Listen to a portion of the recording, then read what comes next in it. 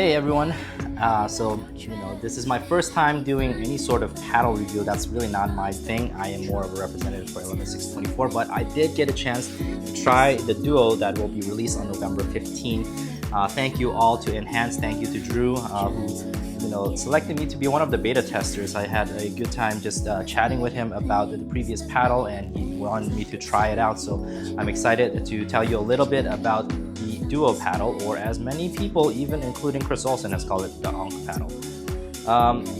Definitely something that I didn't expect. The paddle is unique in itself, even in the storm of foam paddles. So we'll dive into it a little bit more. We'll start talking about from the moment it arrived to my front door, coming out of the box. As you can see here in the video, it feels very luxurious. The cover is more than any other paddle covers that I've ever felt. It feels like a really good quality, something that I would definitely want to keep around, right? And then the edge guard itself looks very nice, and compared to many paddles that I've tried before, including Quantas, and I've tried some of the Yolas.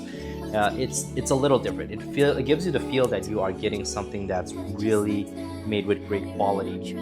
And so the handle itself, I think it felt very octagonal, having all the sides very pronounced, and still it was very slippery for me, so I had to put an overgrip on it. I put in a Von Egypt overgrip. So if anyone wants this, can also get a discount code through my code Chung28. Outside from that, let's talk about what it's like to receive a paddle like this. For the price, I believe it's a $179 after discount. This already feels like gives you a bit of elevated feel for a paddle than many of those who are sub $100. So next we'll talk a little bit about its playability. So I have about, give or take, 4 hours, much more than 10 games with it. I first started playing with it just stock, with just the overgrip on it, and the paddle felt very light in hand. For an elongated paddle, typically I expect a little bit more head heavy, like the Yola that I used to have and the Loco elongated that I used to have. It should have felt very head heavy, but it reminds me so much of the Horace in terms of how it sits in your hand, and it really doesn't have that heaviness. It felt like a balanced paddle, so it really gives me that quickened hand that I need in the kitchen. So this is first in a while that I say an elongated paddle that felt fast in my hand, right? Typically I expect them to be more great for higher drives, power and the serves. In the beginning, it felt a little bit needed an adjustment, getting used to, because of how light it is.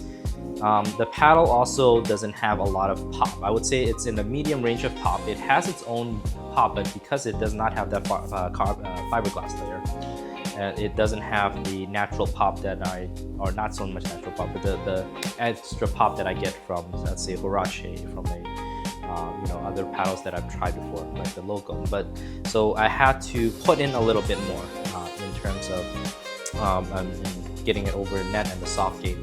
After a while, I started feeling comfortable with it. At that point, the paddle gives me a rather precise level of play.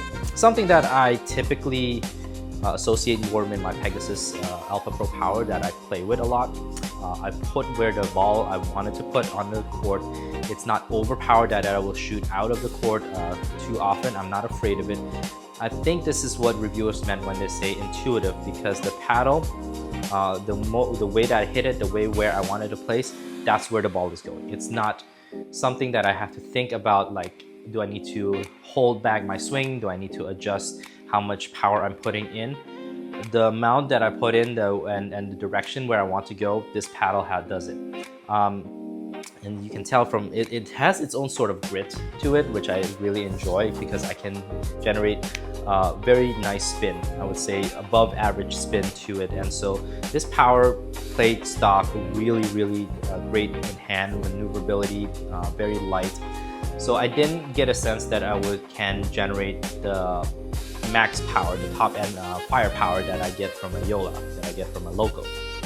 However, after I tried it stock, the following day I tried it with weight 3 grams, about 6 inches of half a gram per inch tungsten on each side of the paddle, and it really gave it a bit more stability in the firepower department.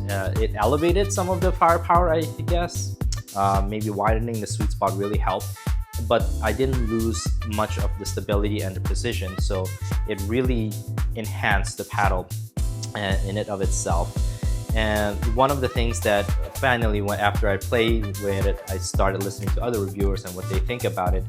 There's generally a positive discussion about it. Some people say it reminds them of a Loco. I didn't quite get that type of feeling.